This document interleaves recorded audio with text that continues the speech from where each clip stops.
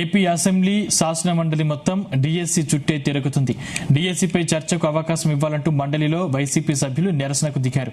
రాష్ట్రంలో ఎన్నో ప్రజా సమస్యలు పరిష్కారం కోసం చర్చించాల్సిన అంశాలు ఉన్నా ప్రభుత్వం ముందుకు రావట్లేదంటున్న వైసీపీ ఎమ్మెల్సీ వరదు కళ్యాణ్తో మా Sardar face to face. AP అసెంబ్లీలో డీఎస్సీ అంశం మరోసారి కీలకంగా మారింది. వైసీపీ డీఎస్సీపై చర్చకు పట్టుబడుతుండగా గతంలో వైసీపీ నోటిఫికేషన్ విడుదల చేయలేదని ప్రభుత్వం ఎదురుదాడి చేస్తుంది. ఇక ఇదే అంశంపై మనతో మాట్లాడడానికి ఎమ్మెల్సీ వరుడు కళ్యాణి ఉన్నారు. వారిని అడిగి మిగతా వివరాలు తెలుసుకుందాం. మేడం చెప్పండి మేడం, చర్చ ఎందుకని జరగడం లేదు?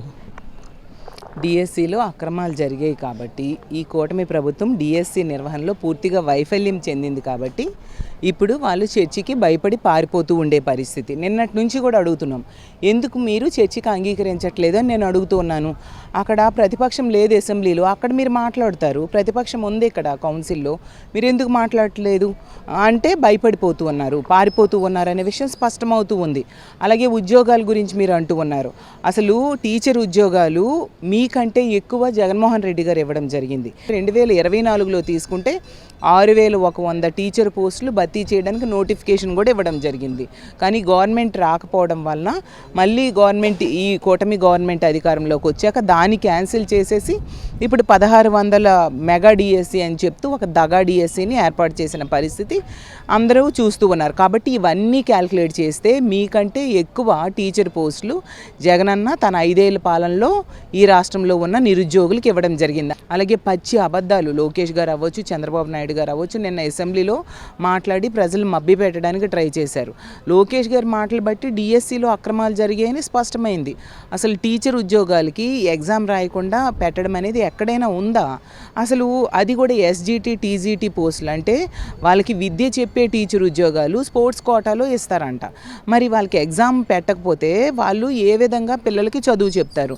నేను ఒకటే అడుగుతున్నాను, ఇప్పుడున్నారు అధికారులందరూని, ఈ డిఎస్సికి రిలేటెడ్ అధికారులు, మీ పిల్లల్ని ఇలా స్పోర్ట్స్ కోటాలో భర్తీ కాబడిన ఉద్యోగాలు తెచ్చుకున్న వాళ్ళ దగ్గర చదువుకి పంపించే ధైర్యం మీకుందా? చదువు వస్తుందని నమ్మకం మీకుందా? మీరు పంపించగలరా? మరి పేద పిల్లలందరికీ కూడా చదివించడానికి ఉపయోగపడే గవర్నమెంట్ స్కూల్స్లో ఇలా ఎగ్జామ్ రాయకుండా ఎలా మీరు భర్తీ చేస్తారని మేము అడుగుతూ ఉన్నాము. అందులో అక్రమాలు జరిగాయని లోకేష్ గారి మాటలు బట్టే స్పష్టమవుతూ ఉంది. ఎందుకంటే పివి సింధు గారికి ఇచ్చారట, ఇక్కడేమో ఇచ్చేశారట. మరి సరే, ఆ జీవో నంబర్ 4 అవ్వచ్చు, 47 అవ్వచ్చు, కరెక్టే అనుకుందాం.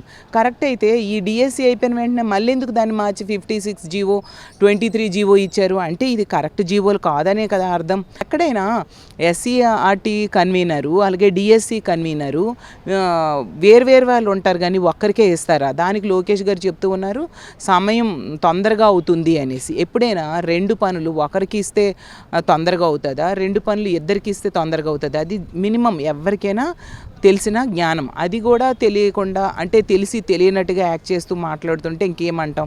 ఒకటే మేము అడుగుతున్నాం, ఓవరాల్గా ఈ డిఎస్సిలో జరిగిన అక్రమాల మీద మాకు చర్చ కావాలి. అన్ని ఆధారాలు మేము ప్రజల ముందు అలాగే ప్రభుత్వం ముందు మా జగనన్న పెట్టడం జరిగింది.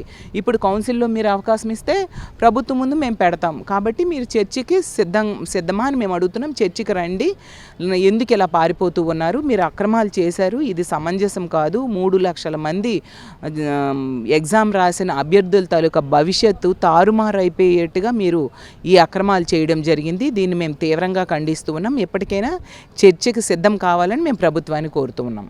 మేడం, దగా డిఎస్సీ అని మీరు ఆరోపిస్తున్నారు. మళ్ళీ డిఎస్సీ అభ్యర్థులేమో ఆత్మగౌరవ ర్యాలీలు అని చెప్పి కొన్ని చోట్ల నిర్వహిస్తున్నారు. దానిపై మీరు ఏ విధంగా స్పందిస్తారు? మేము ఒకటే చెప్తూ ఉన్నామండి, మరి ఆ రోజు జగనన్న దగ్గరికి వెళ్ళి ఈ స్పోర్ట్స్ కోటాలో అన్యాయం గురైన డిఎస్సి అభ్యర్థులు చాలామంది మొరపెట్టుకున్నారు. వాళ్ళ గోడు ఎవరు వింటారు? అలాగే మనం చూసాం ఆర్చరీలో గోల్డ్ మెడల్ తెచ్చుకున్న ఆయన నిన్న కూడా ప్రెస్ ముందుకు వచ్చి చెప్పడం జరిగింది, ఎక్కడికైనా ప్లేస్ చెప్పండి, నేను వచ్చి సాక్ష్యాధారాలతో సహా ప్రూవ్ చేస్తానని. అసలు వీళ్ళు క్రైటీరియా ఎంత ఘోరంగా మార్చేశారంటే స్పోర్ట్స్ కోటాలో గోల్డ్ మెడల్ తెచ్చుకున్న వాళ్ళకి, మెడల్స్ తెచ్చుకున్న వాళ్ళకి ఫస్ట్ ప్రయారిటీ ఇవ్వరంట. జస్ట్ పార్టిసిపేట్ చేసిన వాళ్ళకి ప్రయారిటీ ఇస్తారంట. జాతీయ స్థాయిలో మెడల్స్ తెచ్చుకున్న వాళ్ళని పక్కన పెట్టేసి జాతీయ స్థాయిలో పార్టిసిపేట్ చేసిన వాళ్ళు లేదా జిల్లా లెవెల్లో రాష్ట్ర లెవెల్లో పార్టిసిపేట్ చేసిన వాళ్ళకి వీళ్ళేమో ఫేక్ సర్టిఫికేట్స్ ఇచ్చేసి పోస్టులు ఇచ్చిన పరిస్థితి అక్కడే మనకు అర్థమవుతుంది ఖచ్చితంగా అక్రమాలు జరిగాయి అనే విషయం. కాబట్టి అక్రమాలు జరగడం వల్ల, స్పోర్ట్స్ కోటాలో అక్రమాలు జరగడం వల్ల, పేపర్ లీకేజ్ కూడా జరగడం వల్ల, ఎంతమందికి ఆ పేపర్ చేతులు మారిందో కూడా మనకు తెలీదు. జరగడం వలన నిజమైన లబ్ధిదారులైన అభ్యర్థులు నష్టపోయారు, వాళ్ళ జీవితాలు ఈరోజు తలక్రిందులు అయ్యాయి అని మేము చెప్తూ ఉన్నాము. Thank you. డిఎస్సిలో అక్రమాలు జరిగాయని స్పష్టమని, వీటిపై సిబిఐ ఎంక్వైరీ చేపట్టి అభ్యర్థులకు న్యాయం చేసే వరకు తమ న్యాయ పోరాటం కొనసాగుతూనే ఉంటుందని ఎమ్మెల్సీ వరుడు గారు స్పష్టం చేస్తున్నారు. కెమెరామెన్ శ్రావణ్తో సర్దార్ జీ తెలుగు.